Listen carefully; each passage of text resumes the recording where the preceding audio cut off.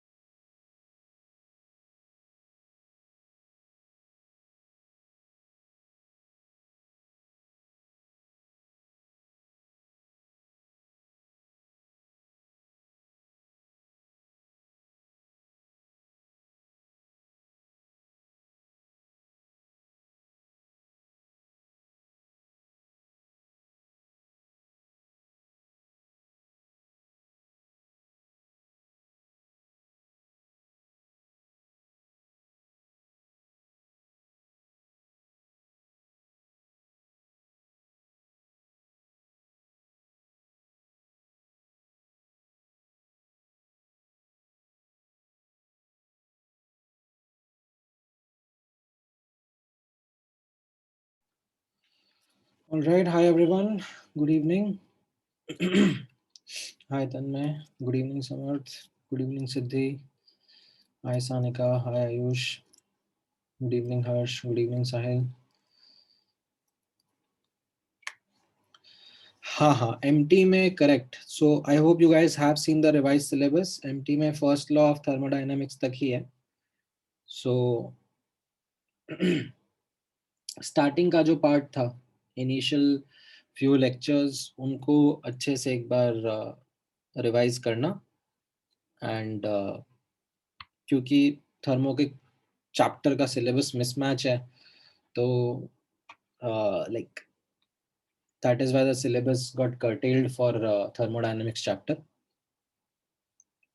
ठीक है. Now based on our discussion in the last class, मैंने आप लोगों को कुछ होमवर्क दिया था क्या? Did I give you guys some homework? Okay. ठीक है. वैसे ठीक है, हो सकता है कि अभी क्योंकि आपका एमटी आ रहा है तो ज़्यादा रिवीजन के ऊपर आपका फोकस चल रहा होगा. That's understandable. At least एक राउंड ऑफ थर्मोकेमिस्ट्री के क्वेश्चंस तो आप लोगों ने ट्राई कर ही लिए थे. आई थिंक हम लोगों ने लास्ट क्लास में like we did spend a good amount of time in discussing basic set of questions of thermochemistry.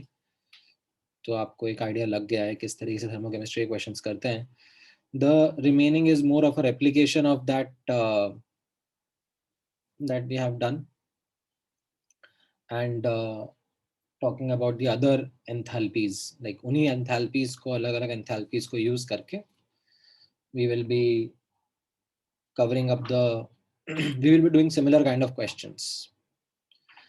हाँ नहीं, आज का I'm using lecture to cover up the remaining portion of enthalpies जो हम लोगों ने थर्मोकेमिस्ट्री का पार्ट स्टार्ट किया हुआ है, like we are applying the first law of thermodynamics on chemical reactions. तो उसमें I am detailing out these relevant enthalpies for you one after the other. तो लास्ट क्लास में जैसे हम लोगों ने एंथैल्पी ऑफ न्यूट्रलाइजेशन के ऊपर डिटेल में डिस्कशन किया था, उसके पहले enthalpy of formation and enthalpy of combustion के ऊपर डिटेल में डिस्कशन हुआ था. So I am not going to give any homework today, but I am going to discuss the remaining enthalpies with you. And if required, I can also discuss some previous questions, some previous homework that was there, that was remaining. DPP 48 से आप कुछ कह रहे हो particularly? Is there some particular question in DPP 48 that you would want to discuss? ये DPPs का discussion हमारा नहीं हुआ था क्या पहले?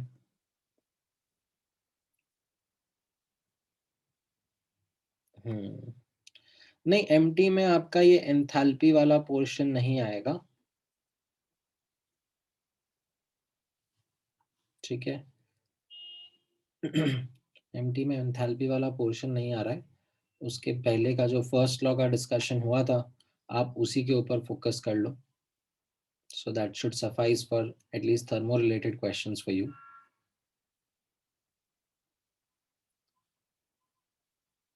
हाँ,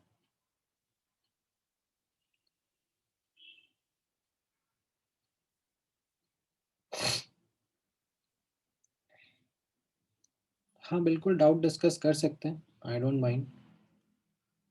इनफैक्ट पिछली क्लास में हम लोगों का FBS एंड ऑल रह गया था ना. मैं एक बार पिछली क्लास के डाउट डिस्कशन में से निकाल लेता हूँ. आई थिंक ये वाला पार्ट, इतना पार्ट हमारा रह गया था. करेक्ट. तो इसको आज के डिस्कशन में इंक्लूड कर लेते हैं. ठीक है. तो फटाफट बता दो क्या क्या डाउट्स हैं इनमें. सबसे पहले FBS वाले में बता दो.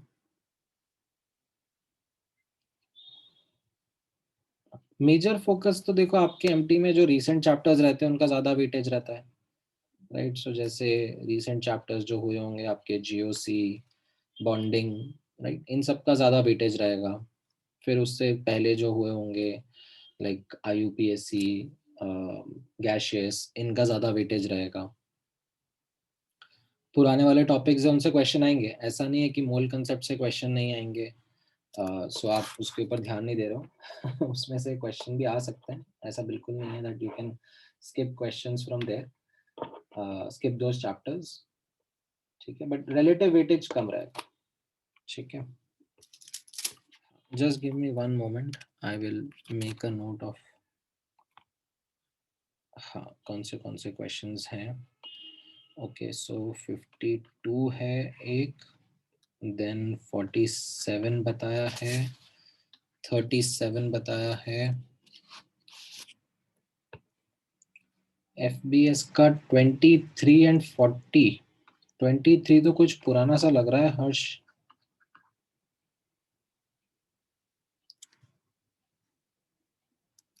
ठीक है, ऑल राइट. आई थिंक हाँ ठीक है, कवर हो गए. देख लेते हैं, ज़्यादा टाइम नहीं लगेगा तो I will quickly take a look for it. ठीक है, तो ये वाले क्वेश्चंस मैं एक बार क्विकली आपके साथ डिस्कस कर लेता हूँ. नाउ FBS में पहला क्वेश्चन कौन सा आपने बोला? 52. 52 कौन सा क्वेश्चन था in FBS?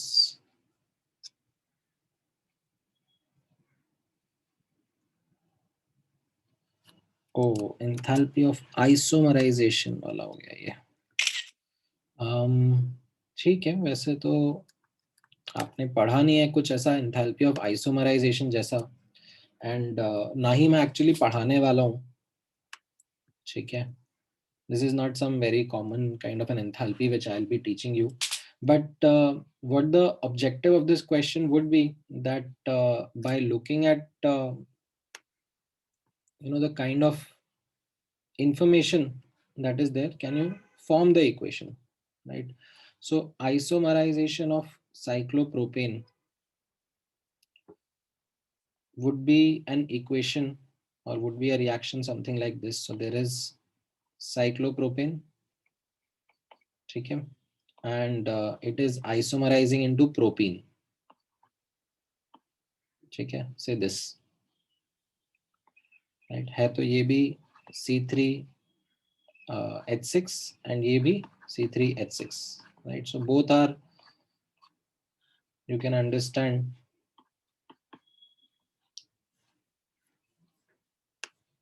same molecular formula but different structural formula.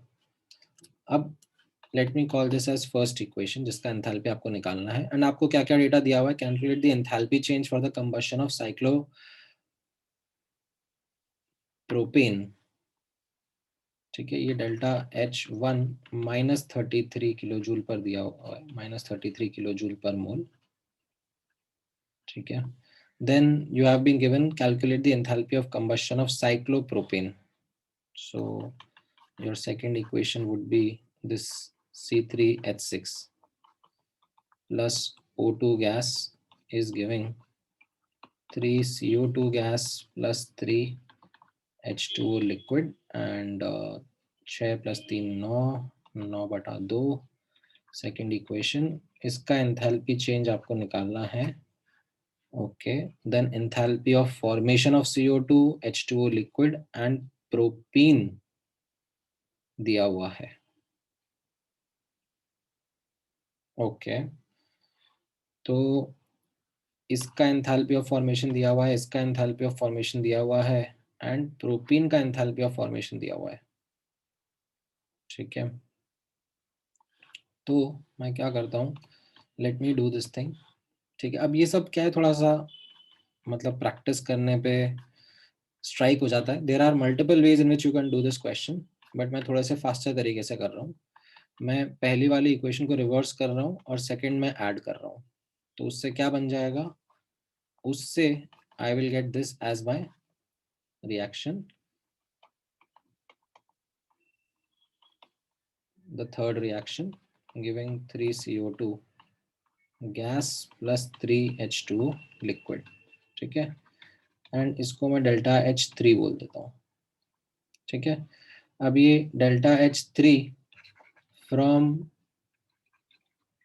Enthalpy of formation data में निकाल सकता हूँ, राइट, ये मुझे दिया हुआ है. And from these two equations also I can write delta H3 is delta H2 minus delta H1, ठीक है. अब यहाँ लेफ्ट हैंड साइड को मैं ये एंथैल्पी ऑफ फॉर्मेशन के डेटा से यूज करता हूँ. सो ये क्या हो जाएगा, 3 times enthalpy of formation of CO2, ठीक है, plus 3 times enthalpy of formation of H2O liquid minus O2 का तो 0 रहता है, ठीक है, minus 1 into enthalpy of formation of cyclopropene should be equal to, अब ये जो दोनों डेटा दिए हुए हैं, डेल्टा H2 इनफैक्ट ये अननोन है, ये आपको निकालना है, और डेल्टा H1 -33, राइट. बाकी सब डेटा को पुट करो और सॉल्व करो, ठीक है. समझ में आया कैसे करना है, like I am not substituting the data now, बाकी आप कर सकते हो, ठीक है. देन 47 में ये तो 52 क्वेश्चन वाज डिफिकल्ट क्वेश्चन, ऐसा नहीं है कि 52 आसान था. उसमें ये थोड़ा सा अलग से सोचना पड़ता कि अच्छा ये आइसोमराइजेशन किसको बोल रहे हैं, ये जो एंथैल्पी ऑफ आइसोमराइजेशन है, पढ़ाया नहीं बट पूछ लिया तो कोई नहीं, मतलब लाइक एंथैल्पी ऑफ इतनी जो पढ़ी है उसमें जो ऑफ लिखते हैं मतलब वो रिएक्शन होता है, तो ये रिएक्शन है इसका, ठीक है. Alright, 47. Combustion of methane takes place according to the following equation. How many grams of methane would be required to this and how many grams of, ये तो unitary method हो गया ना. इसमें आप कैसे, मतलब सब कुछ तो है सिंपल सिंपल। 1 मोल मीथेन जब 2 मोल ऑक्सीजन के साथ कंबाइन करके 1 मोल CO2 प्रोड्यूस कर रहा है एंड 2 मोल H2O प्रोड्यूस कर रहा है, राइट। तो हमारा एंथैल्पी चेंज कितना है? -890.3 किलो जूल्स, ठीक है। अब आपसे बोला जा रहा है कि and this is 1 mole. 1 mole is equal to 16 grams here. This is 32 grams. This is 44 grams and this is 18 grams. Sorry, not 18. 2 मोल है तो 36 grams, ठीक है। एंड ये 64 हो गया, सॉरी 2 मोल है तो, है ना। तो अब यूनिटरी मेथड लगाना है आपको। जितना भी डेल्टा एच है -89.03 किलो जूल्स आपको चाहिए हीट, राइट। एंड उसके लिए कितना मास कंज्यूम होगा, कितना मास प्रोड्यूस होगा, यूनिटरी मेथड्स लगाना है। मतलब that is what I can ask you to do, that's it. और कुछ नहीं करना है इसमें, ठीक है। जिसका भी डाउट था क्लियर है?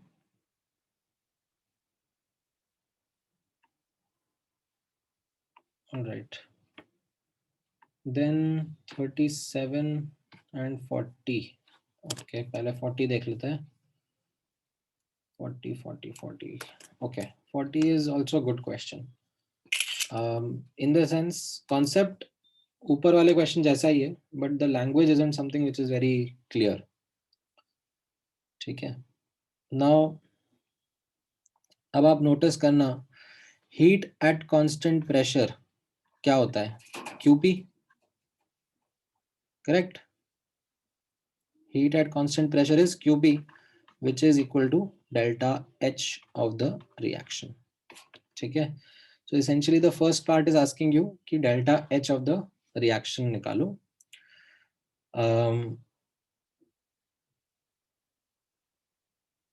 अच्छा, डेल्टा एच मत निकालो, डेल्टा एच तो दिया हुआ है, that it is -41.84 kilo joule, right. Minus sign क्यों? बिकॉज इट इज लिबरेटेड, ठीक है। तो इतना हीट लिबरेट करने के लिए, ठीक है, हाउ मेनी मोल्स और how much mass of mercury would be required, ठीक है। तो यहाँ पर नोटिस करना Hg, ठीक है, Hg plus O2 gas is giving HgO,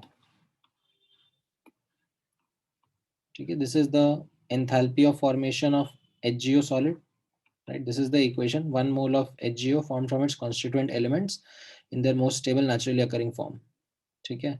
So this is coincidentally the equation of combustion of mercury also, ठीक है। तो इस इक्वेशन के लिए जो डेल्टा HF नॉट लिखा हुआ है, राइट, -90.8 किलो जूल पर मोल, ठीक है। So this is coincidentally the enthalpy of combustion also, ठीक है। So that is what will happen when mercury is treated with oxygen gas. Now अब यहाँ पर notice करना, this is 1 mole, this is half mole and this is 1 mole, right? And उसके लिए इतना heat liberate हो रहा है। अब क्वेश्चन कह रहा है कि नहीं, जो हीट लिबरेट हो रहा है, जो डेल्टा एच रिएक्शन है, ठीक है, वो है -41.84 किलो जूल। तो उसके लिए कितना क्वांटिटी लगेगा, कितना क्वांटिटी कंज्यूम होगा, कितना क्वांटिटी प्रोड्यूस होगा। तो अगेन यूनिटरी मेथड लगाना है एंड उससे आपको आइडिया लग जाएगा कि कितना मोल्स ऑफ मर्करी कंज्यूम होगा। एंड मोल्स ऑफ मर्करी आ गया तो उससे आप मास ऑफ मर्करी बता देना, ठीक है। तो ये पहला पार्ट हो गया, समझ में आया कैसे करना है। अब दूसरे पार्ट में the only change that is happening is that the heat is now liberated at constant volume, ठीक है। So QV क्या होता है? QV is delta U of reaction. ठीक है. So now what I will have to do is look at delta U naught value for applying the unitary method. ठीक है. So I will apply the same concept over here. ठीक है. Multiple तरीके हैं, ये एक तरीका है जिससे मैं कर रहा हूँ, आप दूसरे तरीके से भी सोच सकते हो. If you are able to think of multiple ways of answering this question तो और भी अच्छा है. तो अब यहाँ पे what I would say is that delta U naught of the reaction, ठीक है, which will be equal to what, which will be equal to delta H naught minus delta n g R T. ठीक है, calculate करना पड़ेगा. ये तो मुझे दिया हुआ है माइनस कितना 90.8. ठीक है. अब डेल्टा एन जी कितना रहेगा, what will be the delta n g over this reaction. As you can see ये जीरो है, सॉलिड है और लिक्विड है, सिर्फ गैशियस स्पीशीज यही है O2. तो ये delta n g minus half है इंटू 8.314 इंटू 298 अपॉन 1000. ठीक है, क्योंकि ये किलो जूल्स में चल रहा है कैलकुलेशन, जूल्स में नहीं है. And now I will apply unitary method and get the answer of how much Hg and how much its moles and mass would be required. ठीक है, समझ में आया दोनों पार्ट कैसे हैं क्वेश्चन के. ठीक है, थोड़ा अच्छा क्वेश्चन है. It's not something which students are able to get in the first attempt.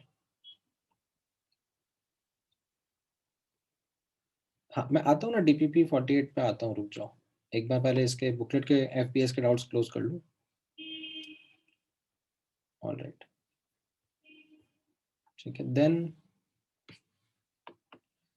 ये 23rd क्वेश्चन कौन सा था. अरे ये तो क्लास नोट्स में है Harsh. This is something we discuss in the class notes itself. एक बार आप नोट्स रेफर करो. ठीक है. एंड DPP 48 में कौन सा क्वेश्चन कह रहे हो आप लोग. DPP 48 में question 8 and question 9. Okay, question 8 and question 9. ठीक है, देख लेते हैं. क्वेश्चन 8 मैंने इसके आगे DPPs नहीं दिया आपको, DPP 48 के आगे इन होमवर्क. अच्छा, तो फिर तो काफ़ी सारी DPPs पेंडिंग हो गई आपकी, बट ठीक है, आप लोग MT के बाद में फोकस करना उन पर. ठीक है, MT की रात को सोना नहीं है. MT ख़त्म होने के बाद में वापस से होमवर्क करना शुरू कर देना है. ठीक है, नो ब्रेक.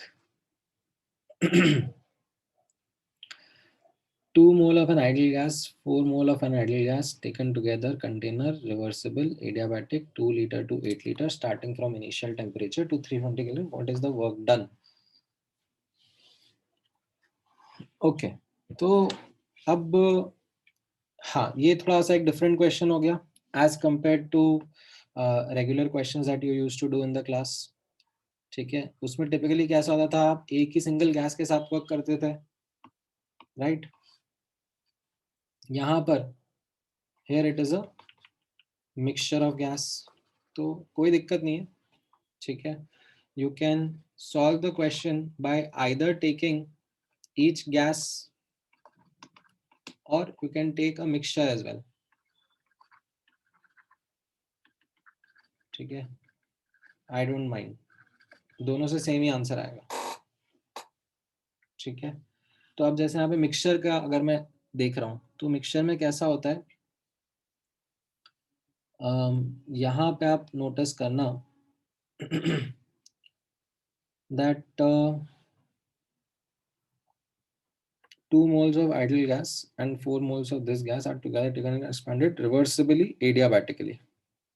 ठीक है, एंड इनिशियल वॉल्यूम दिया हुआ है, फाइनल वॉल्यूम है, इनिशियल टेम्परेचर है और फाइनल वॉल्यूम, फाइनल टेम्परेचर आप निकाल सकते हो. And you are being asked to report what would be the work done. Okay, तो अब आप क्या करो, यहाँ पर देखना जो CV, ठीक है, CV ऑफ मिक्सचर रहेगा, ठीक है, this will be the weighted average N1 CV1 plus N2 CV2 upon N1 plus N2, right, ऐसा ले सकते हो आप। तो जो पहली गैस है, ठीक है, राइट, इसका गामा 4/3 दिया हुआ है आपको। गामा 4/3 कब आता है, मतलब this will B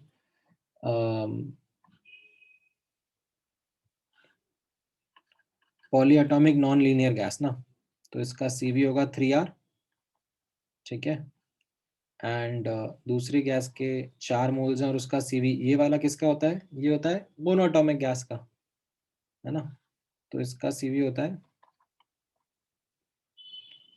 3/2R, correct, upon total moles कितने हो गए,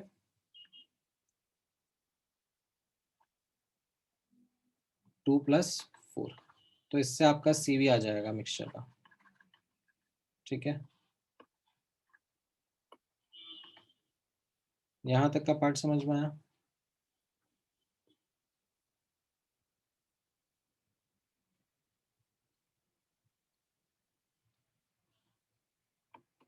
ठीक है, अब CP मिक्स भी क्या होगा,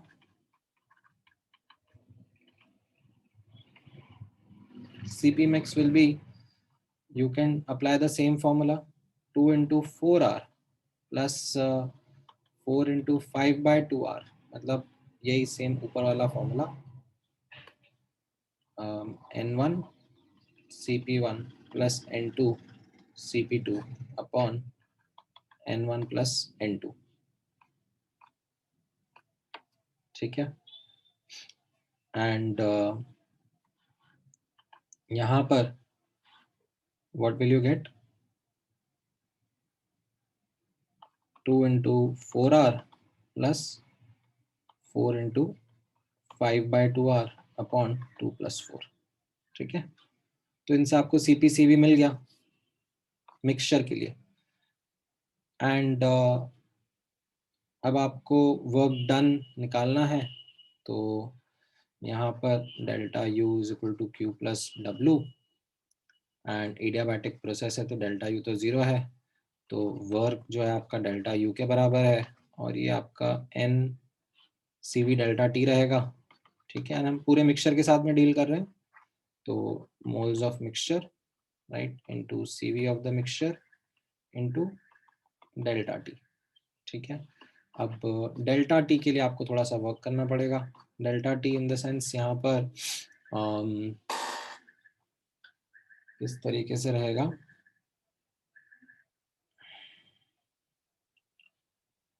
2 से 8 लीटर जा रहा है ना, तो अब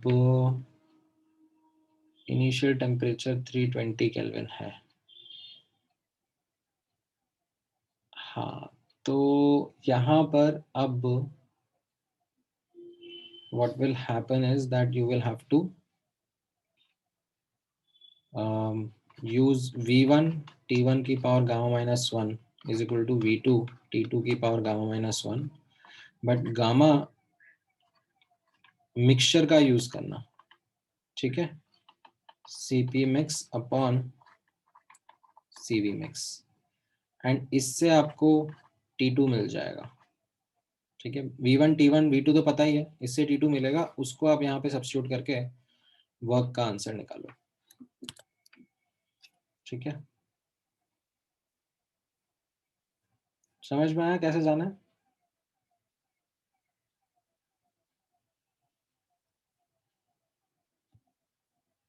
Okay, now you could have solved it using like each gas individually also, but you will have to make sure that final temperature अलग अलग नहीं होगा दोनों का, फाइनल टेम्परेचर सेम ही रहेगा, एंड उसको ध्यान में रखते हुए यू विल हैव टू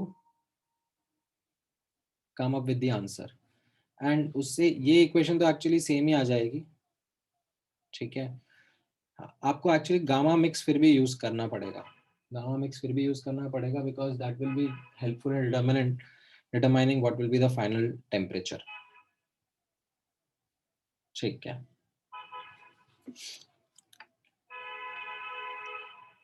तो ये तो 8th क्वेश्चन था। अच्छा, अब 9th क्वेश्चन भी पूछा है। 9th क्वेश्चन में कैसा रहेगा? 9th question, 1 mole ideal gas initially at 400 Kelvin and 10 atm is first expanded at constant pressure till the volume is doubled. Isochoric, in which its temperature is found to decrease. In the last step, the gas is compressed reversibly adiabatically to the initial state. Determine the net work done during the cyclic process. तो अब एक एक करके, मतलब थोड़ा time लगेगा। देखो question जो है लंबा सा है, इसमें नंबर ऑफ मोल्स 1 दे रखे हैं, इनिशियल टेम्परेचर 400 केल्विन दिया हुआ है, ठीक है, इसको T1 बोल देते हैं, एंड P1 10 ATM है, ठीक है। अब अगर V1 निकालना है तो आप निकाल सकते हो by using the ideal gas equation. Now there is some isobaric process that is being done, right?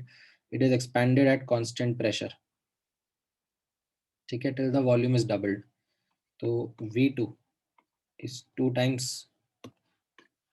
V, इसको मैं V बोल देता हूँ, तो V2 is 2 times V, ठीक है। प्रेशर वही आइसोबेरिक है क्योंकि, तो टेम्परेचर भी डबल हो जाएगा, ठीक है, एंड मोल्स तो खैर 1 है ही सही। Then there is an isochoric process. The gas is made to undergo isochoric process in which the temperature is found to decrease. So volume जो है वो सेम V2 ही है। अब P3 T3 ये मुझे निकालने पड़ेंगे, बट ये डेफिनेटली लेसर है, ठीक है। कूलिंग हो रही है यहाँ पे, इतना बोला जा रहा है कि temperature is found to decrease, अब पता नहीं कितना हो रहा है, ठीक है। And then it is finally undergoing an adiabatic process, ठीक है। एडियाबैटिक कंप्रेशन कर रहे हैं इसका, कहाँ तक? इनिशियल स्टेट पर, ठीक है। तो बेसिकली ये आ गया वापस से T1 P1 V1 पर, ठीक है। रिवर्सिबल एडियाबैटिक कंप्रेशन कर रहे हैं, तो ये 400 केल्विन है और ये 10 ATM है, राइट। अब यहाँ पर से आप एडियाबैटिक की इक्वेशंस लगा सकते हो, PV raise to the power of gamma is equal to constant use करके, या फिर TV की पावर गामा -1 कांस्टेंट यूज करके, ठीक है। You can get the value of P3 and T3, right. तो फिर सारे वेरिएबल्स आ गए आपके पास में इस इक्वेशन में, ठीक है। मैं कर नहीं रहा हूँ, मतलब that is something which you will have to solve for, but आपको सारे वेरिएबल्स मिल गए, P1 V1 T1 P2 V2 T2 P3 V3 T3 and जो भी फाइनल स्टेट था, करेक्ट। अब आपको हर एक केस का वर्क निकालना है, ठीक है, नेट वर्क निकालना है ना। तो नेट वर्क डन सब केस का सम कर दो। तो पहले केस में आइसोबेरिक प्रोसेस है, तो it will be P1 into V2 minus V1, ठीक है। दूसरा केस आइसोकोरिक है, आइसोकोरिक में वर्क डन 0 रहता है। तीसरे केस में कितना हो गया? रिवर्सिबल एडियाबैटिक, तो उसमें कैसा रहता है? P final V final minus P initial V initial upon gamma -1, तो ये आपका नेटवर्क डन आ जाएगा, ठीक है। CV आपको दिया ही है, तो उससे आपको गामा वगैरह सब पता ही है, समझ में आया? या NCV डेल्टा T भी यूज कर सकते थे, जो भी आपको यूज करना है, ठीक है। समझ में आया हर्ष? नहीं हर्ष को, सॉरी गौरव को था ये तो, ओके, ठीक है। Any other questions related to this part?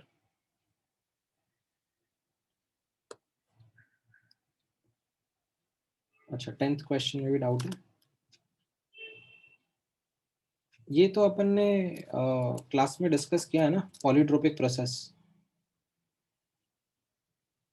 Polytropic process discuss किया है कि नहीं किया हमने क्लास में? वो जो PV raise to the power of alpha रहता था,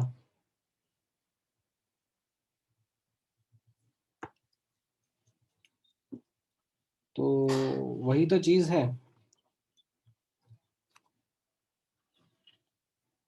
देखो ना, ये अपन ने किसी ना किसी क्लास में डिस्कस किया होगा ना, थर्मोकेमिस्ट्री के पहले।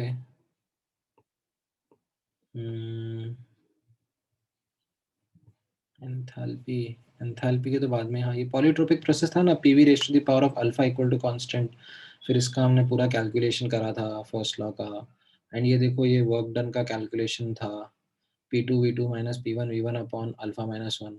तो इसमें बस वो यही करा है कि वो जो एक लाइक P1V1 को कॉमन ले लिया और फिर ये वाली इक्वेशन को सब्स्टिट्यूट कर दिया। ठीक है, इसी में बस उतना सही करा है, और कुछ नहीं।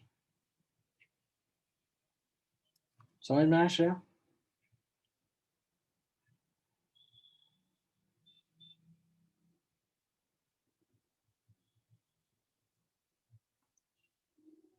इसी को यूज करना है।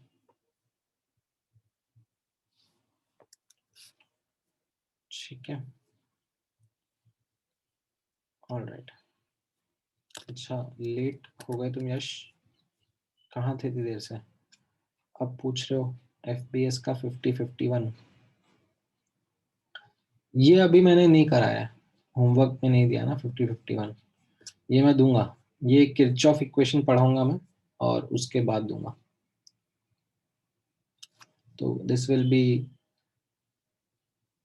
Towards the end of today's lecture और may be the next lecture, तब बताऊंगा।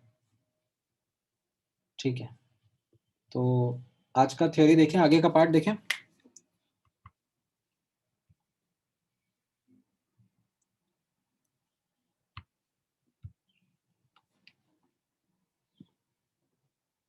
ठीक है, चलो, ग्रेट, ऑलराइट। सो जैसा मैं आपके साथ में लास्ट 2 क्लासेस से डिस्कस कर रहा हूँ, डिफरेंट एंथैल्पीज एंड उनके साथ एसोसिएटेड क्वेश्चंस, इक्वेशंस, मैनिपुलेशंस, उन्हीं लाइंस पे कंटिन्यू करते हुए there are certain other enthalpies also जिनका डेफिनेशन आपको अच्छे से याद रहना चाहिए, ताकि क्वेश्चन में अगर वो फीचर कर रहे हैं तो you are able to address them, right? So for example, if today I am giving you that delta HIE of iron is something, right? तो आपको लिखना आना चाहिए that this corresponds to the equation of 1 mole of gaseous iron atom, say we are removing outermost electron, right? And इस reaction के corresponding जो enthalpy change है, that is the ionisation enthalpy. ठीक है, तो ये डेफिनेशंस थी जो हम लोगों ने पीरियोडिक प्रॉपर्टीज चैप्टर के टाइम पे पढ़ी थी, right? And they should be something which are clear to you and it can be used in questions here as well, right? So याद हो तो इन सब को यूज करते हुए, ठीक है, ionisation enthalpy, electron gain enthalpy, right, lattice enthalpy, ये बॉर्न हेबर साइकिल के टाइम पे आपके आया था। ठीक है, नाउ वो बॉर्न हेबर साइकिल अब आपको शायद ज़्यादा आसानी से समझ में आए। ठीक है, मैं एक बार डिस्कस कर लूँगा आप लोगों के साथ में। पहले एक बार इनका क्विक रिकैप देख लेते हैं। एंथैल्पी ऑफ आयोनाइजेशन आपको पता है क्या होता है, इलेक्ट्रॉन गेन एंथैल्पी आपको पता है, हाइड्रेशन एंथैल्पी आपको पता है, right, how to write it up, right, and lattice enthalpy आपको पता है। ये लैटिस एंथैल्पी आपने केमिकल बॉन्डिंग चैप्टर में देखा था, that for an ionic solid it is the heat released when 1 mole of ionic solid is formed from its constituent gaseous ions।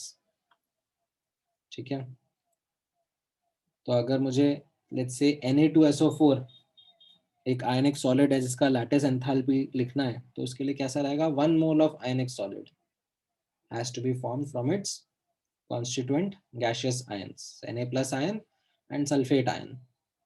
ठीक है, मुझे अगर let's say calcium phosphate ionic solid है, इसका lattice enthalpy लिखना है, तो कैसा रहेगा इसका एक्सप्रेशन, एक बार आप लिख के देखो, are you able to write it up? हाँ, क्रिस्टल्स, लैटिस का मतलब ही क्रिस्टल होता है, अमॉर्फस सब्सटेंसेस के लिए लैटिस एंथैल्पी नहीं डिफाइन किया जाता है। There has to be a regular pattern of arrangement of atoms or molecules or ions. इसका लिखा आप लोगों ने लैटिस एंथैल्पी कैसा दिखेगा? How would the equation look like? So 1 mole of the solid has to be formed from its constituent gaseous ions. What are the ions making this? There is calcium ion and there is phosphate ion, right? And you write the coefficient such that it's a balanced equation. ये समझ में आया?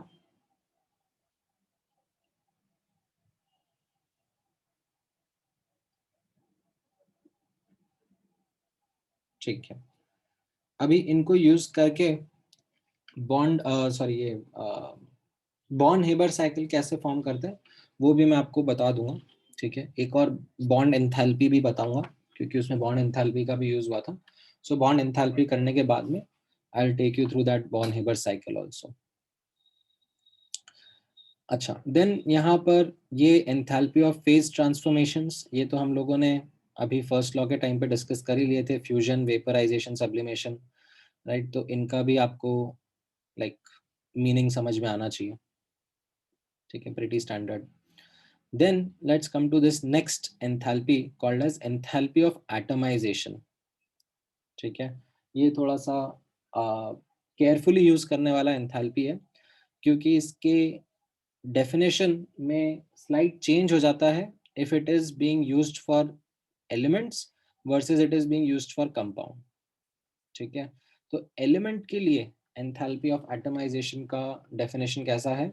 It is the amount of heat required to form 1 mole of gaseous atoms from the most stable naturally occurring form of the element under standard state, ठीक है? तो if I am writing it for element, let's say enthalpy of atomization of carbon, तो मेरे को 1 mole of carbon gaseous atoms चाहिए from its most stable naturally occurring form which is carbon graphite in solid state, right? Enthalpy of atomization of hydrogen element, so what it means that I want 1 mole of hydrogen atoms, कहाँ से आएंगे? Hydrogen का most stable naturally occurring form क्या है? H2 gas, right? So half H2 gas से ये H आएगा, ठीक है? कोफिशिएंट वगैरह आप ध्यान से ऑब्जर्व करना, इसका कोफिशिएंट राइट हैंड साइड पे 1 होना चाहिए बिकॉज इसके लिए हम लोग एंथैल्पी ऑफ एटमाइजेशन डिफाइन कर रहे हैं, right? And so on so fourth. Compounds के लिए नोटिस करना, it is defined as the heat required to decompose 1 mole of compound into its constituent gaseous atoms, ठीक है? So 1 mole of compound decomposed into its constituent gaseous atoms. So यहाँ पर जैसे enthalpy of atomization of CH4 gas लिखा हुआ है, ठीक है? तो I would write 1 mole CH4 gas decomposed into जो भी इसके constituent atoms है, कार्बन एंड हाइड्रोजन एटम्स, उनमें डाल दिया, ठीक है? Enthalpy of atomization of methane solid, ठीक है? तो यहाँ पे नोटिस करना 1 mole of methane solid broken down into its constituent atoms, ठीक है? फिजिकल स्टेट वगैरह सब बहुत मैटर करता है, ठीक है? दोनों एंथैल्पीज अलग अलग होंगी। एंथैल्पी ऑफ एटमाइजेशन ऑफ से calcium carbonate, right? So what does it mean? That 1 mole of calcium carbonate broken down into its constituent atoms, calcium, carbon and oxygen, इस तरीके से ये लिखना रहेगा। तो ये एलिमेंट्स के लिए रहेगा, ये कंपाउंड्स के लिए रहेगा, ठीक है? So this was enthalpy of atomisation. Directly तो आपसे क्वेश्चन नहीं पूछेगा कोई कि एंथैल्पी ऑफ एटमाइजेशन बताओ, डिस्क्राइब करो, बट इट विल कम और it can come as part of a larger question that something something data में कहीं पर ये एंथैल्पी ऑफ एटमाइजेशन का डेटा दे दिया, तो उसको कैसे यूज करना है उसके लिए आपको उसका डेफिनेशन पता होना चाहिए। अच्छा, देन यहाँ पर नेक्स्ट नोटिस करना एंथैल्पी ऑफ सॉल्वेशन और एंथैल्पी ऑफ हाइड्रेशन, ठीक है?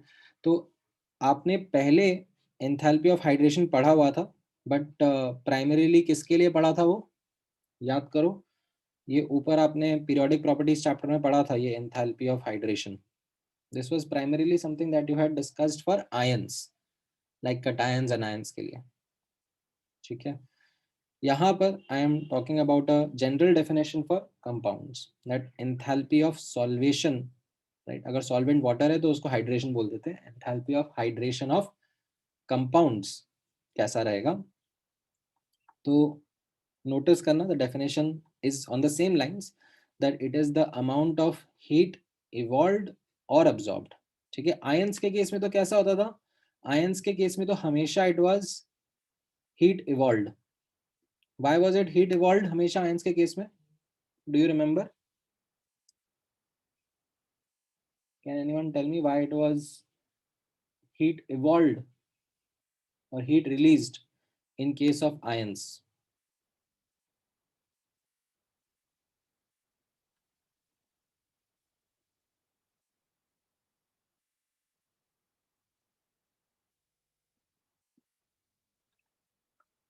हाँ, correct Purna, because water was polar in nature, right. और उसमें आप आयंस डालोगे तो आयंस और पोलर मॉलिक्यूल्स के बीच में अट्रैक्टिव फोर्स रहेगा, राइट. एंड जब अट्रैक्टिव फोर्स डोमिनेट करता है, लाइक ऑपोजिट चार्जेस पास में आते हैं, तो क्या होता है, potential energy of the system decreases, right. And that much amount of energy is released, right. ये अपन ने पढ़ा है ना, जब ऑपोजिट चार्जेस पास में आएंगे तो क्या होता है, पोटेंशियल एनर्जी कम हो जाता है, एनर्जी रिलीज होता है. तो वही चीज होता है जब आयंस को हम लोग पानी में मिलाते हैं. ठीक है, नाउ यहां पर हाँ हाँ बिल्कुल, जो आपने जीओसी में सॉल्वेशन इफेक्ट पढ़ा होगा वो इसी से रिलेटेड है. ठीक है, solvation is a phenomena, right. Solvation as a word means a solute dissolving into a certain solvent. ठीक है, तो उसको एक जनरल प्रोसेस को क्या कहते हैं, सॉल्वेशन. और अगर सॉल्वेंट वाटर रहता है then the same process is called as hydration. ठीक है, तो अब उस प्रोसेस के अंदर कितना एंथैल्पी चेंज हो रहा है, that is what we are talking about. So the amount of heat in case of compounds, ठीक है, ऐसा जरूरी नहीं है कि हीट रिलीज ही हो सकता है हीट अब्सॉर्ब भी हो रहा हो. मैंने कोई कंपाउंड मिलाया, हो सकता है कि उससे हीट अब्सॉर्ब भी हो रहा हो. तो अमाउंट ऑफ हीट इवॉल्व्ड और absorb when 1 mole of solute is dissolved in excess of solvent. ठीक है, in large quantity of solvent बोल लो आप. ठीक है, यहां तक भी आप अपना डेफिनेशन कर्टेल कर सकते हो. उसको थोड़ा सा मैंने और कॉम्प्लिकेट करा है यहाँ पे. ठीक है, थोड़ा सा कैसे कॉम्प्लिकेट करा है, इसमें थोड़ा सा मैंने डिटेल और डाल दिया, such that the further addition of solvent results in no further heat exchange. ठीक है, ये थोड़ा सा मैंने कॉम्प्लिकेटेड सा लाइन यहाँ पे ऐड कर दिया.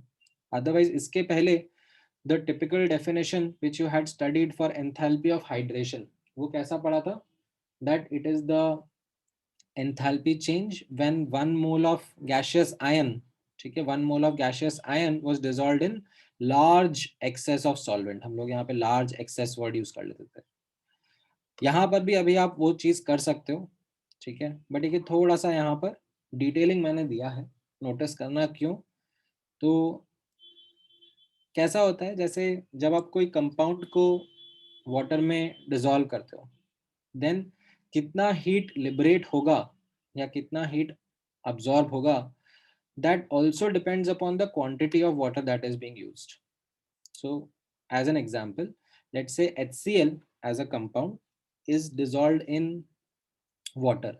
Now if you will notice, with changing quantity of water there is changing enthalpy of solvation. ठीक है, बट इसमें एक ट्रेंड नोटिस करना. इसमें एक ट्रेंड क्या नोटिस कर रहे हो आप, जैसे जैसे आप एंथैल्पी ऑफ सॉरी जैसे जैसे आप वाटर का क्वांटिटी बढ़ाते जा रहे हो, ठीक है, एंथैल्पी रिलीज्ड मैग्नीट्यूड वाइज देखोगे तो एंथैल्पी रिलीज भी बढ़ रहा है, ठीक है, बट बढ़ते हुए it is like approaching a value, ठीक है। नहीं सैचुरेटेड नहीं बोल रहे, saturated is not the correct word, ठीक है। मतलब ये पूरा का पूरा डिसॉल्व हो रहा है, सो ये 1 मोल HCl is getting dissolved in this much quantity of water, ठीक है। तो इतना हीट रिलीज हुआ, फिर 1 मोल ऑफ HCl आपने ज्यादा क्वांटिटी ऑफ वाटर में डिसॉल्व करा, तो थोड़ा डिफरेंट हीट रिलीज हुआ, ठीक है। एंड आप क्वांटिटी ऑफ वाटर बढ़ाते गए तो हीट रिलीज चेंज हो रहा है, but then you can see that it is approaching towards a value, ठीक है। And finally what we say is that हम लोग अब जब इतना पानी डाल चुके हैं, ठीक है, कि इसके बाद में अब मैं अगर और पानी भी डाल रहा हूं, ठीक है, तो there is no further heat released, right. That is what is included in the definition of enthalpy of solvation, that 1 mole of compound, ठीक है, dissolved in large excess of water. And what do I mean by large excess? Such that further addition of solvent does not change or does not release any further heat. That is what is called as enthalpy of hydration, ठीक है। अब the reason why I took you through so much detail, ठीक है, मैं चाहता तो यहीं पर ही curtail कर देता, ठीक है, ये सब हटा दो, इसको हटा दो, ये सब जरूरत नहीं है, मैं सिर्फ इतना बोल देता that the amount of heat evolved or absorbed when 1 mole of solute is dissolved in large excess of solvent, इतना बोल के काम क्लोज कर देता। बट मैंने यहाँ पर ये थोड़ा सा डिटेलिंग इसलिए करी है because there is another term called as heat of dilution that is also defined, heat of dilution या enthalpy of dilution that is also defined. What is that enthalpy of dilution? यहाँ पे आप notice करोगे तो it is the difference in the enthalpies when enthalpy of solution when one concentration of HCl is produced and another concentration of HCl is produced. So it is like, if you will, यहाँ पर there is one C1 concentration, ठीक है, of HCl that is produced, यहाँ पर some C2 concentration of HCl would be produced, ठीक है। तो अब C1 से C2 जाने पर जो चेंज इन एंथैल्पी हुआ, the difference between these two values, उसको मैं बोल दूंगा एंथैल्पी ऑफ डाइल्यूशन, ठीक है। समझ में आया? अरे यार,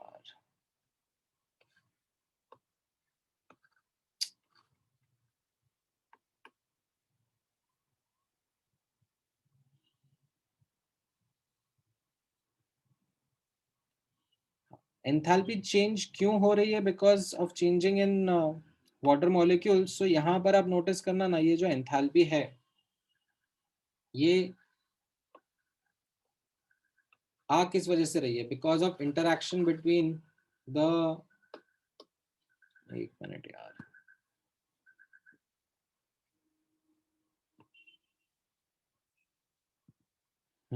सो ये एंथैल्पी आ किसकी वजह से रही है? This enthalpy is coming because of interaction between water molecules and HCl molecules, right.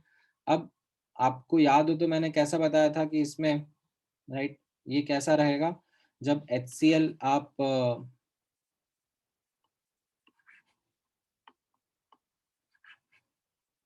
Dissolve करोगे वाटर में, राइट, तो कैसा होगा?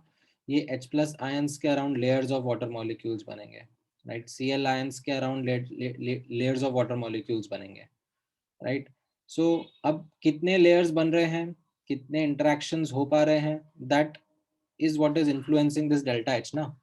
तो depending upon the quantity of solute that is there, the interactions can change, ठीक है, specially when limited quantity of solute solvent डाला है आपने, ठीक है। हाँ, लार्ज एक्सेस में आपने डाल दिया, मतलब आपने इतना भर भर के सॉल्वेंट डाल दिया कि अब उसमें मैं और सॉल्वेंट अगर डालूंगा तो there is hardly any change, मतलब जितना उनका इंटरेक्शन होना था वाटर के साथ में उतना हो रहा है, तो फिर there isn't going to be any change in the enthalpy of hydration, So that is what this last equation would mean. ठीक है? All right. Now अब नोटिस करना, जब हम ये एंथैल्पी ऑफ सॉल्वेशन लिखते हैं, ठीक है, तो इसमें there are two ways in which typically the equation is represented. ठीक है, नोटिस करना किस तरीके से, अगर कोई स्ट्रॉन्ग इलेक्ट्रोलाइट रहता है, ठीक है, स्ट्रॉन्ग इलेक्ट्रोलाइट रहेगा तो उसकी डेफिनेशन क्या है? The definition is that it is going to dissociate into its constituent ions. तो अगर कोई स्ट्रॉन्ग इलेक्ट्रोलाइट है तो उसके लिए अगर मुझे like for example if I have to write delta H hydration of NaCl solid, right? So I will write, so rather than writing that NaCl solid in large quantity of water becoming NaCl aqueous, I would prefer to write this form rather than this form. That because ये जो substance है ये actually aqueous form में इसके ions के form में present रहेगा rather than NaCl के मॉलिक्यूल्स नहीं रहेंगे NaCl के. ठीक है, उसी तरीके से अगर कोई नॉन इलेक्ट्रोलाइट है, for example something like glucose, तो ग्लूकोज के लिए कैसा रहता है? If I was to write enthalpy of hydration of C6H12O6, right, तो glucose is a non electrolyte, वो डिसॉल्व हो जाएगा वाटर के अंदर. आप ग्लूकोज डालोगे तो it will homogeneously spread around, it will dissolve, but it will not dissociate. उसके मॉलिक्यूल्स ही रहेंगे जो कि इधर उधर स्प्रेड अराउंड हो रहे होंगे. तो I will just simply write glucose solid to glucose aqueous. ठीक है, that will be my representation of enthalpy of hydration for non electrolytes. ठीक है, ये समझ में आया?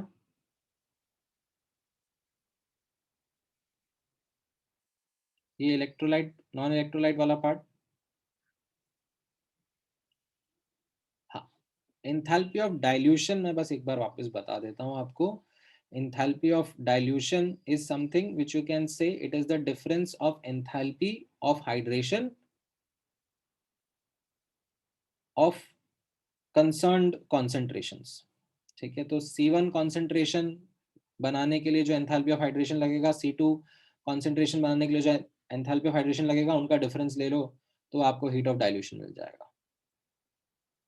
ठीक है, हाँ, करेक्ट अंडरस्टैंडिंग है हर्ष आपकी. साहिल, आपको समझ में आया?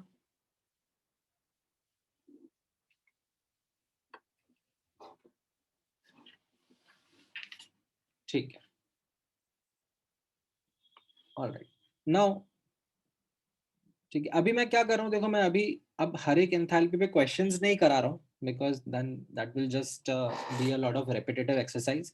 तो मैं एक एक करके फटाफट आपको एंथैल्पीज के थ्रू ले जा रहा हूँ क्योंकि आपको एनीवेज इनका रिविजन करना पड़ता है मल्टीपल टाइम्स. ठीक है, आपको मैं आज पढ़ा दूंगा तो ऐसा नहीं है कि अब आपको याद हो जाएंगे enthalpies. Until and unless you use these enthalpies in many questions, आपको याद नहीं रहने वाली है. ठीक है, आप भूल जाओगे, मतलब आज से 6 महीने बाद तो आप भूल ही जाओगे कि कौन सी एंथैल्पीज पढ़ी थी. ठीक है, हाँ, अगर क्वेश्चंस प्रैक्टिस करते रहे रेगुलरली तो आपको याद रहता रहेगा. थोड़ी बहुत तो बेसिक तो याद रह जाती हैं, like enthalpy of combustion, enthalpy of formation, ये बेसिक बेसिक तो याद रह जाती हैं. बट ये जो ऐसी वाली हैं, ये आज जैसी बता रहा हूँ मैं, ये जनरली आप भूल जाते हो, रिविजन्स करने पर ही रिकॉल होती हैं. अच्छा, नेक्स्ट देखना एंथैल्पी ऑफ फॉर्मेशन. ठीक है, अब वैसे तो एंथैल्पी ऑफ फॉर्मेशन हम लोगों ने डिस्कस किया हुआ है. Can anyone elaborate what was enthalpy of formation?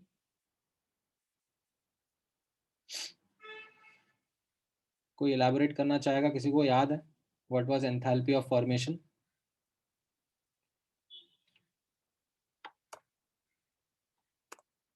Lakshmi कहाँ है? हाँ, आई हुई है. लक्ष्मी, बताओ एंथैल्पी ऑफ फॉर्मेशन क्या था? एंड बहाने मत लगाना, माइक खराब है, आवाज नहीं आएगी.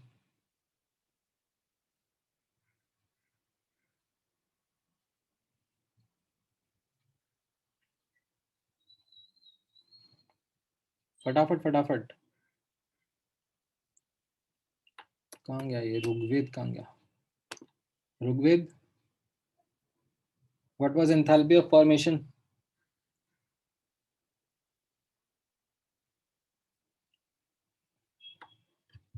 पढ़ाई नहीं कर रहे हो तुम लोग?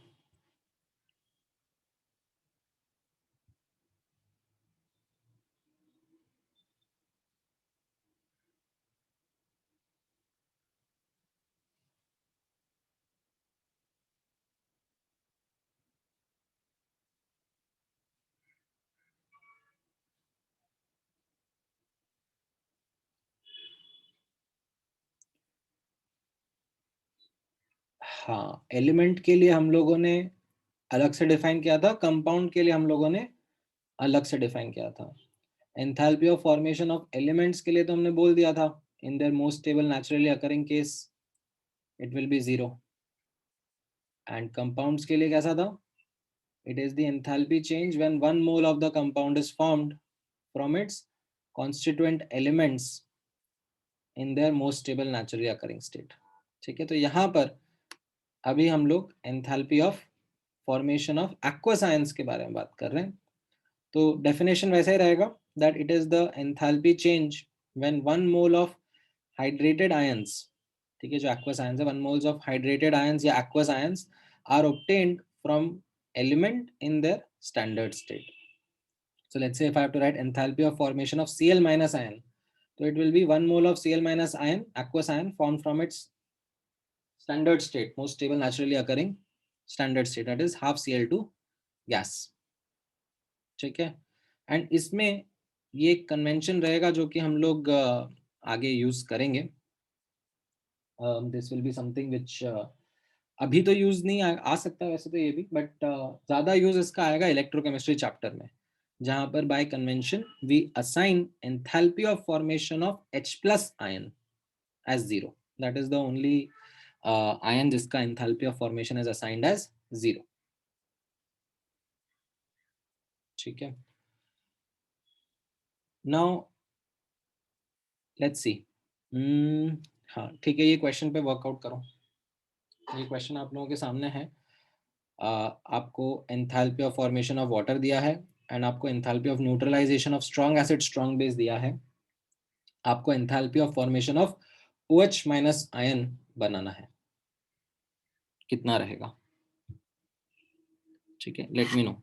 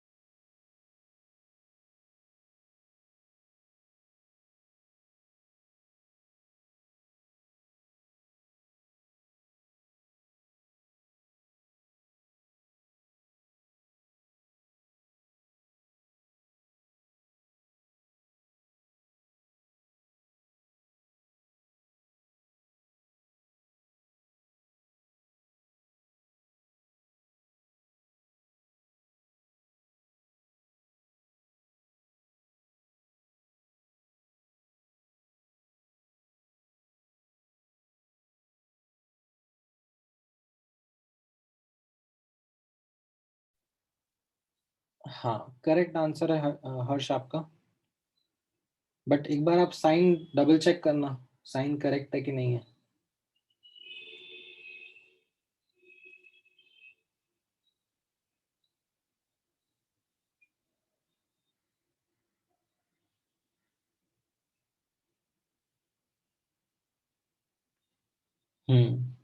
ठीक है, बाकी जनता भी वर्क करो।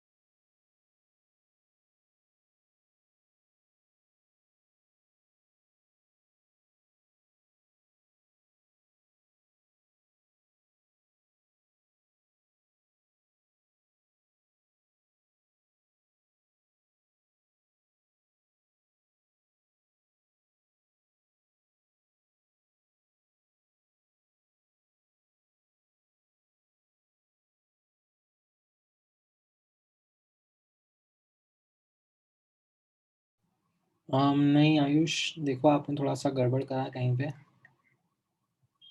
आसपास है आपका आंसर बट शायद थोड़ा सा कैलकुलेशन आपने, ये 286.1 रीड करो ना उसको। हाँ ऋग्वेद आपका सही है।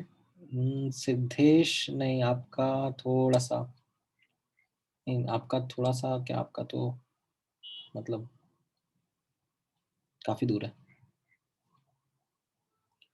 So there are multiple ways in which I can do this question. ठीक है, एक तरीका तो कैसा रहेगा, ये शॉर्टर तरीका है। I will read out the equation of enthalpy of neutralization. What was the enthalpy of neutralization का equation of a strong acid strong base? It is H plus aqueous plus OH minus aqueous giving H2O liquid. Now this enthalpy of neutralization can be written as enthalpy of formation of products minus enthalpy of formation of reactants. Correct? And यहाँ पर you will notice that enthalpy of formation of water दिया हुआ है, enthalpy of formation of H plus तो zero होता है by convention, तो इससे आपको enthalpy of formation of OH minus ions मिल जाएगा, एंड आप सॉल्व करोगे तो you will get the answer as -229 kilojoule पर मोल। ठीक है, हाँ अभी सही है आयुष आपका, तो ये करेक्ट अप्रोच रहा, एक आंसर रहा। What could have been another approach is the fundamental approach, जिसमें जो भी दिया है उसका इक्वेशन लिखा, जो भी पूछा है उसका इक्वेशन लिखा, और फिर आपस में इक्वेशंस को मैनिपुलेशन करा, right. So you could have gone ahead in this way that enthalpy of formation of water दिया है, तो ये मैंने पहली इक्वेशन लिख ली related to enthalpy of formation of water. ठीक है, देन दूसरा enthalpy of neutralization of strong acid strong base दिया है, तो मैंने उसका इक्वेशन लिख लिया। ठीक है, देन तीसरा मुझे enthalpy of formation of OH minus ions पूछा हुआ है, तो फिर मैंने उसका इक्वेशन लिख लिया, that is what is being asked. अब इसमें एक इक्वेशन, जो ये थर्ड इक्वेशन है, ये थोड़ा नॉलेज बेस्ड इक्वेशन है, क्वेश्चन में दिया नहीं है बट आपको ये यूज आएगा, which was the enthalpy of formation of H plus ions, because इसका एंथैल्पी 0 असाइंड होता है, तो इसका डेटा कई बार मिलता नहीं है क्वेश्चन में। ठीक है, अगर दिया होता तो आपको वो भी स्ट्राइक हो जाता, तो तीनों एक्सप्लिसिटली आपके सामने इक्वेशंस लिखी होती। अब 1 2 3 को मैनिपुलेट करके फोर्थ इक्वेशन बनानी है, तो that manipulation comes simply in this way that 4 is equal to 1 - 2 - 3। ठीक है, and that manipulation again gives you the answer of what the enthalpy of formation of OH minus ion is. दोनों method समझ में आए?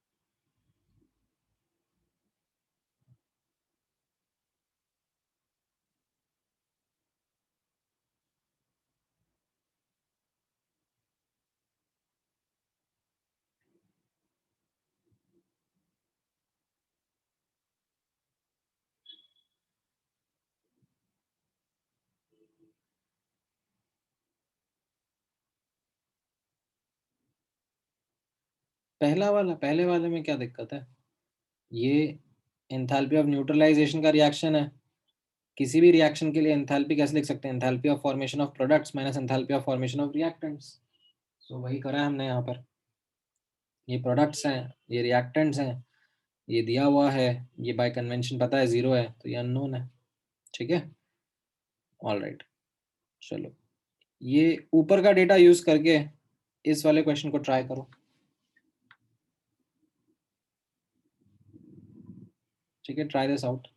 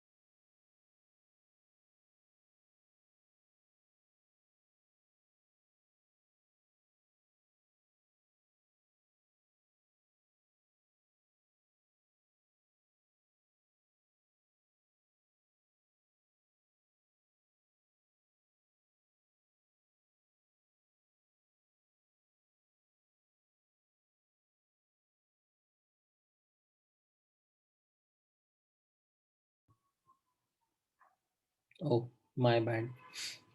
Sorry, man. Determine enthalpy of formation of Na plus ions. Aqueous ions.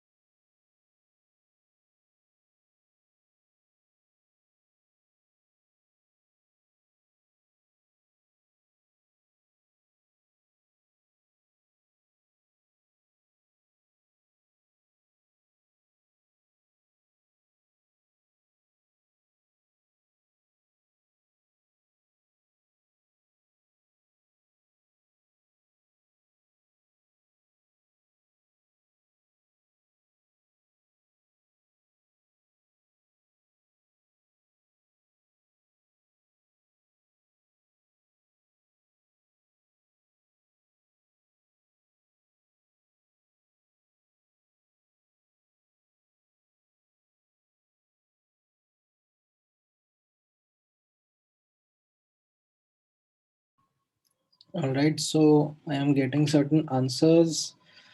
I don't know exactly कौन सा answer सही है. Let me double check and I will be able to then answer. Okay. कुशल का सही है, आयुष नहीं, आपका गड़बड़ है. ठीक है, और जनता, बाकी किसी का आंसर?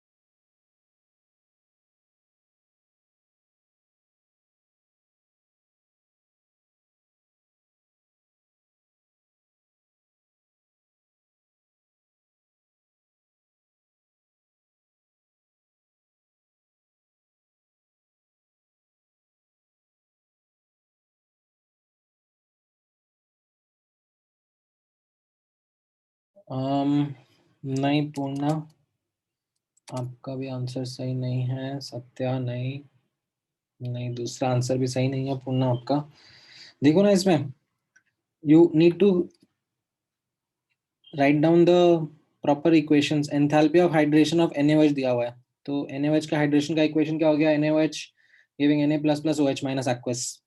ठीक है, अब यहां पर इस रिएक्शन का एंथैल्पी ऑफ फॉर्मेशन, एंथैल्पी क्या रहेगा?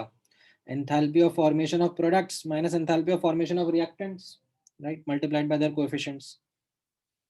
सो अब ये एंथैल्पी ऑफ रिएक्शन दिया हुआ है, enthalpy of formation of Na+ पूछा है, enthalpy of formation of OH minus हमने ऊपर से निकाल लिया -229, and enthalpy of formation of NaOH given है -44.5, सॉरी -465. तो इनको यहाँ पे सब्स्टिट्यूट करा. अच्छा हाँ, माय बैड, सॉरी, आपका सही था पूर्णा, सेकंड आंसर सही था. हाँ, श्रेया दिशा आपका भी सही है. ठीक है. नहीं कुशल, तुमने भी साइन की गड़बड़ कर दी, जो एक्चुअली मैंने भी करी हुई थी. ये आई हैड डन पहले दिस गड़बड़ and you also did that गड़बड़. दैट्स व्हाई तुम्हारा आंसर मैच कर गया. कोई नहीं. Anyways, -191.5 is the correct one. ठीक है, ऑल राइट. अच्छा, अब एक नेक्स्ट एंथैल्पी डिस्कस कर लेते हैं. This is an important one. This is in fact आज का सबसे इम्पॉर्टेंट वन, बॉन्ड एनर्जी और बॉन्ड एंथैल्पी. ठीक है, ध्यान से फोकस करना. सो एक बेसिक डेफिनेशन तो आपको बॉन्ड एनर्जी और बॉन्ड एंथैल्पी की आती है, राइट? क्या था definition? That it is the amount of energy required to break 1 mole of a particular type of bond between atoms in gaseous state, right? That is called as bond energy or bond enthalpy. Now इसमें एक छोटी सी technicality है. ठीक है, तो वो technicality को आप एक सब्जेक्टिव तरीके से समझना, क्योंकि न्यूमेरिकली तो हम लोग उस टेक्निकलिटी को कुछ भाव देते नहीं है. Numerically we are over simplifying our calculations, but उस टेक्निकलिटी को आप सब्जेक्टिव या कॉन्सेप्चुअल पॉइंट ऑफ व्यू से जरूर नोटिस करना. तो अगर डायटोमिक मॉलिक्यूल्स होता है, डायटोमिक मॉलिक्यूल्स में कैसा होता है? लाइक दो ही एटम है, तो जो भी बॉन्ड है that is the only bond between those two atoms, and it is not getting influenced by any other atom or group surrounding it. So here the definition of bond energy is very simple, very explicit. Let's say कोई diatomic molecule है, तो इसमें जो bond को तोड़ने की energy लगेगी ठीक है, that is what is the bond energy will be. ठीक है, we will call it as BDE, bond dissociation energy, या बॉन्ड एनर्जी, और sometimes use the symbol epsilon and subscript में H सिंगल बॉन्ड H। ठीक है, जैसे ये HI हो गया, right, so 1 mole of HI to break it into its constituent atoms. तो डायटोमिक मॉलिक्यूल के केस में तो बहुत ही सिंपल है ये। हाउएवर, अब नोटिस करना, जब हम multi atomic like poly atomic molecules के बारे में बात करेंगे, तब एक कैच रहता है। क्यों? आपने अभी ऑर्गेनिक केमिस्ट्री में पढ़ना शुरू कर दिया है that there is an influence of the neighbouring atoms और neighbouring groups also on a particular bond, right. जैसा आपने इंडक्टिव इफेक्ट पढ़ा, तो कैसा होता है, the bond dissociation energy depends upon not just the nature of the bond but also the molecules in which the bond is present. So when a compound contains more than one bond of the same kind, ठीक है, तो उसके लिए notice करना, the bond energy is taken as the average of each bond dissociation energy. What do I mean by this? एक example से देखते हैं। यहाँ पर जैसे H2O है, राइट, तो H2O कैसा एग्जांपल हो गया? H2O में देयर आर 2 OH बॉन्ड्स। ठीक है, H2O में there are 2 OH bonds, and from our knowledge of chemistry we understand that both bonds are identical. ठीक है, बोथ बॉन्ड्स आर आइडेंटिकल। अब जब मुझे ये मेजरमेंट करना होगा, ठीक है, when I will have to do the measurement for this bond energy, तो मैं एक्सपेरिमेंटली ये मेजरमेंट कैसे करता हूँ?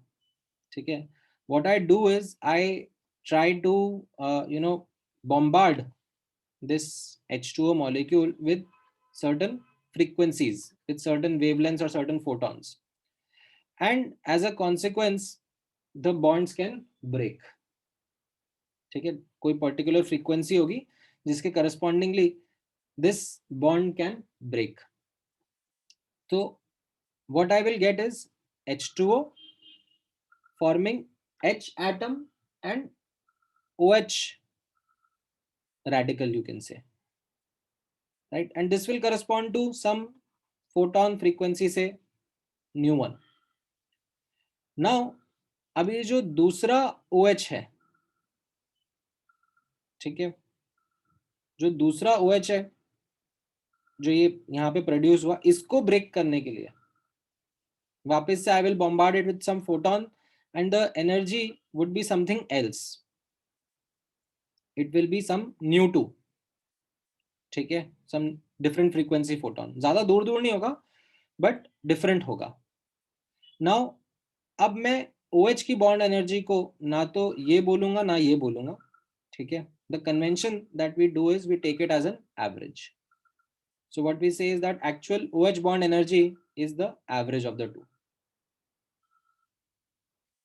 ठीक है, that is what we do in case of polyatomic molecules, that if you have a compound that contains more than one bond of the same kind, like this is the same kind, iske multiple bonds hai, then the bond energy is taken as the average of the bond dissociation energies. ठीक है, जैसे methane हो गया, methane में अभी जो carbon hydrogen bond है, right, so there are 4 carbon hydrogen bonds in methane.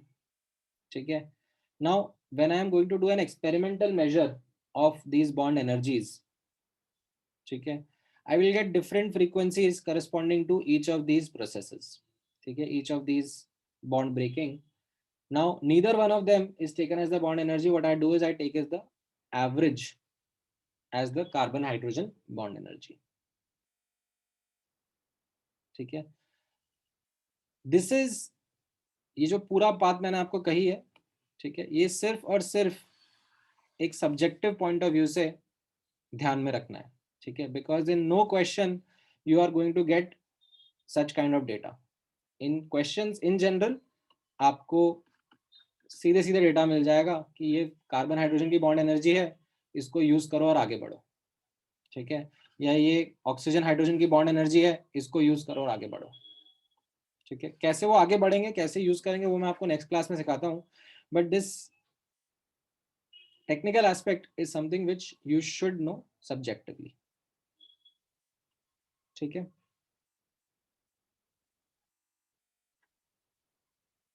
हाँ। नहीं नहीं, ऐसा कोई जरूरी नहीं है that the subsequent enthalpies are in increasing और डिक्रीजिंग ऑर्डर। वो डिपेंड करेगा ना कि मतलब जो साथ में अटैच्ड ग्रुप है उसका इलेक्ट्रॉन विड्रॉइंग नेचर है, इलेक्ट्रॉन गिविंग नेचर है, how it is influencing the bond strength. So ऐसा कोई पर्टिकुलर फिक्स्ड नहीं होता है कि ये सब्सिक्वेंट एंथैल्पीज इंक्रीजिंग ऑर्डर में रहेंगी या नहीं। ठीक है, इट मे गेट इम्पैक्टेड। ठीक है, यहाँ तक का पार्ट समझ में आया? इसके आगे कैसे हम लोग एंथैल्पी ऑफ रिएक्शन लिखेंगे यूजिंग बॉन्ड एंथैल्पीज, वो मैं नेक्स्ट क्लास में डिस्कस करता हूँ। अभी तक जो देखा हमने उसमें कुछ डाउट है? Anything you would want to ask और अंडरस्टैंड?